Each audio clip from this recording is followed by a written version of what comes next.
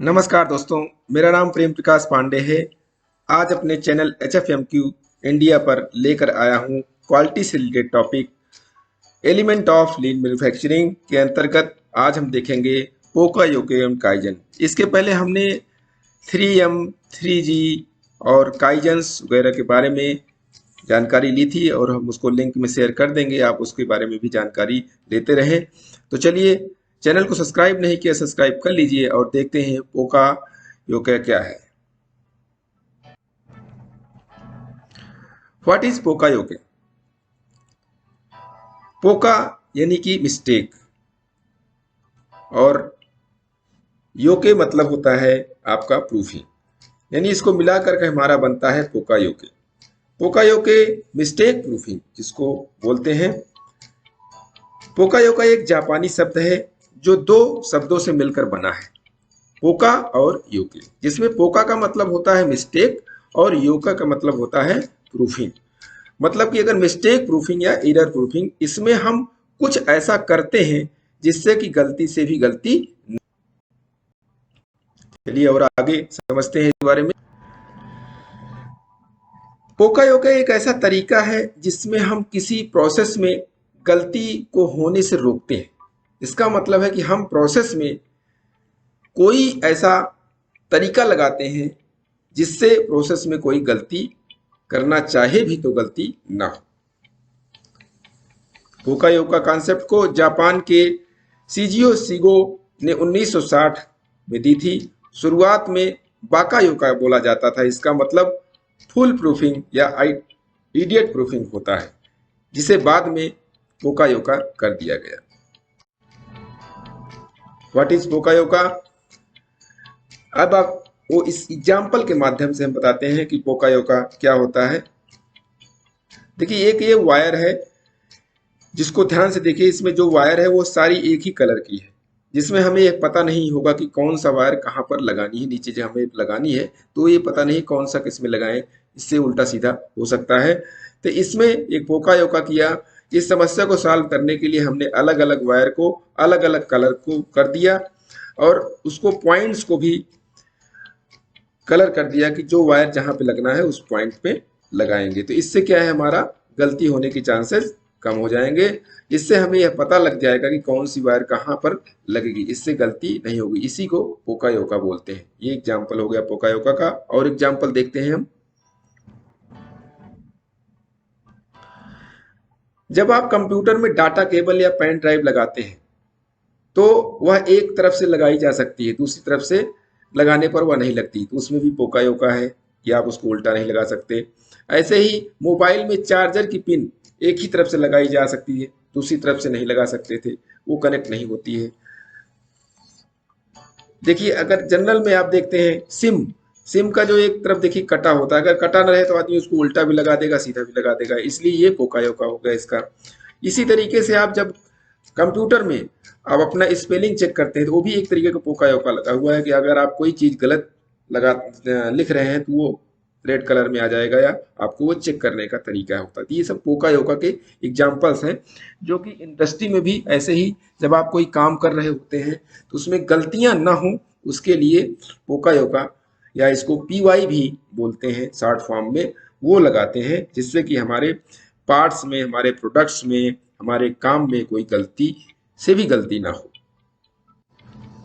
पोका योका की जरूरत क्यों है? किसी भी मैन्युफैक्चरिंग प्रोसेस में डिफेक्ट होना आम बात है। यह डिफेक्ट किसी पर्सन के द्वारा या मशीन के द्वारा या प्रोसेस में हो सकते हैं, जिससे कस्टमर के पास डिफेक्टिव प्रोडक्ट पहुंच सकता है और कस्टमर को भारी नुकसान हो सकता है। इसलिए इस डिफेक्ट को रोकना बहुत जरूरी होता है, इसीलिए पोका योका लगाया जाता है। सियाओ सियोंगो ने बताया कि किसी भी निर्माण प्रक्रिया में गलतियां हो सकती हैं, लेकिन अच्छा पोका योका लगाया जाता है तो गलतियों को रोका और समाप्त किया जा सकता है, जिससे कंपनी में कॉस्ट कम हो जाती है। इसलिए इसकी जरूरत होती है कि कॉस्ट भी कम हो। टाइप्स ऑफ पोका योका।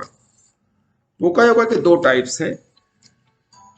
प्रिवेंशन पोका योका, यह किसी भी प्रोसेस में होने वाली गलतियों की संभावना को रोकते हैं, यानी कि बनने से पहले ही हम कोई ऐसी चीज उसमें लगाते हैं प्रोसेस में, जैसे हमने कोई सेंसर लगा दिया कि जैसे ही हमने पार्ट रखा और वो पार्ट बने ही ना, या कोई पिन लगा दी जिससे कि हम अगर वहां पे पार्ट गलत पार्ट को रख रहे हैं तो वो पिन उसको रोक ले। इस तरीके से प्रिवेंशन पहले ही कर दिया। प्रिवेंशन के अंतर्गत आपके जो पोकायोका हैं वो हो सकता है मैकेनिकल पोकायोका भी आ सकते हैं, इलेक्ट्रिकल पोकायोका भी आ सकते हैं, सेंसर वाइज आ सकते हैं, बजर वाइज आ सकते हैं। यानी कि जो प्रिवेंट करे, पहले से ही बनने से पहले ही जो प्रिवेंट कर दें, वो पोकायोका को प्रिवेंशन पोकायोका बोलते हैं। दूसरा हमारा आता है डिटेक्शन पोकायोका, यानी कि इसका इस्तेमाल हम प्रोसेस में पहले ही हो चुकी गलतियों को ढूंढने में करते हैं, ताकि हम डिफेक्टेड प्रोडक्ट को कंपनी में ही ढूंढ लें और कस्टमर तक नहीं जाने दें। कहने का तात्पर्य है कि जब प्रोडक्ट बन गया तो उसमें क्या डिफेक्ट है, मान लीजिए उसमें होल मिस है, तो होल मिस को चेक करने के लिए हमने एक पिन लगा दी, आगे वहां रखा, उसको पिन से चेक कर लिया। तो इस तरीके से डिफेक्ट बनने के बाद जो पोकायोका लगाए जाते हैं, चाहे वो मैकेनिकल हो, सेंसर वाइज हो, जो भी बजर वाइज हो, वो सब डिटेक्शन पोका, यानी दो टाइप्स के ही पोकायोका होते हैं। इन्हीं के अंतर्गत सारे पोकायोका आते हैं। चलिए और आगे देखते हैं बेनिफिट ऑफ पोकायोका। इसके क्या बेनिफिट्स हैं? जैसे पहला बेनिफिट है हमारा, वर्कर को ट्रेनिंग के लिए कम समय देना पड़ता है। यानी वर्कर को पता चलता रहता है कि हमारा पोकायोका काम कर रहा है, तो उसको ज़्यादा दिक्कत नहीं होती काम करने में, और उसको हमें समझाने में भी दिक्कत नहीं होती कि ऐसा काम मत करो जिसकी वजह से गलती होगी, तो क्योंकि वो पोकायोका हमारा काम कर रहा है। बार बार किए जाने वाले कार्यों से ऑपरेटर को छुटकारा मिल जाता है। प्रॉब्लम होने पर उस पर तुरंत कार्रवाई भी हो जाती है। डिफेक्ट कस्टमर तक नहीं पहुंचना, ये सारे बेनिफिट्स हैं। क्वालिटी में सुधार होता है पोकायोका से। एक्सीडेंट में कमी आना, ज़्यादातर प्रोसेस में अगर कोई गलतियां हो रही हैं तो एक्सीडेंट होने के चांसेस रहते हैं। अगर पोकायोका लगा है तो गलतियां होंगी नहीं और एक्सीडेंट में कमी आएगी। वर्कर के मनोबल में वृद्धि होना, वर्कर को भी अच्छा लगता है, उसके काम में दिक्कत नहीं आती, काम फटाफट करता है, इसलिए उसको मनोबल भी बढ़ता है।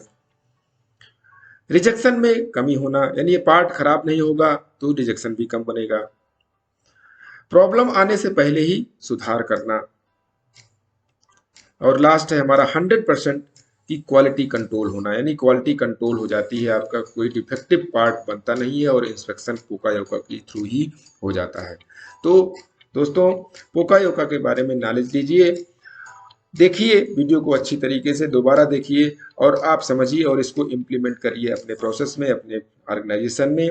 तब तक के लिए मैं छोटों से मिले प्यार और बड़ों से मिले आशीर्वाद और भगवान के सहारे के साथ यही कहना चाहूँगा कि काम तो सभी करते हैं, पर काम करो कुछ ऐसा कि उदाहरण बन जाए।